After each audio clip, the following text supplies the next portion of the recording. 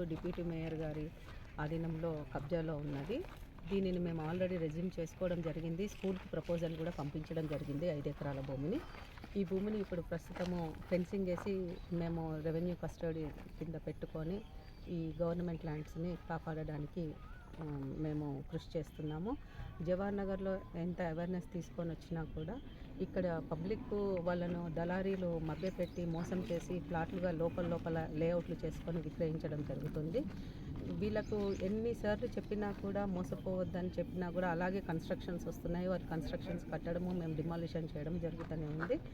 ఈ చిన్న చిన్న ఇండ్లే కాకుండా ఎకరాలలో కబ్జాలో ఉన్న ల్యాండ్స్ని కూడా మేము ఒక 500 ఎకరాలు గవర్నమెంట్ ల్యాండ్గా గుర్తించడం జరిగింది. టోటల్ జవహర్ నగర్ మొత్తం గవర్నమెంట్ ల్యాండే, బట్ ఫ్రీ ఫ్రమ్ ఎంక్రోచ్మెంట్ ఉన్న ల్యాండ్ 500 ఎకరాల వరకు ఉన్నది. దాన్ని ఒక 162 పార్సెల్స్ కింద డివైడ్ చేసి వాటికి జియో కోఆర్డినేట్స్ ఫిక్స్ చేసి మ్యాప్లు కూడా పెట్టుకోవడం జరుగుతుంది. ఇందులో ఎలాంటి లీడర్లు కానీ ఎలాంటి దళారీలు కానీ ఎవరు ఉన్నా కూడా మేము సహించేది లేదు. ఎట్టి పరిస్థితుల్లో గవర్నమెంట్ ల్యాండ్స్ను కాపాడడానికి మా వంతు మేము ఖచ్చితంగా కృషి చేస్తాం. Ma'am, one question is there.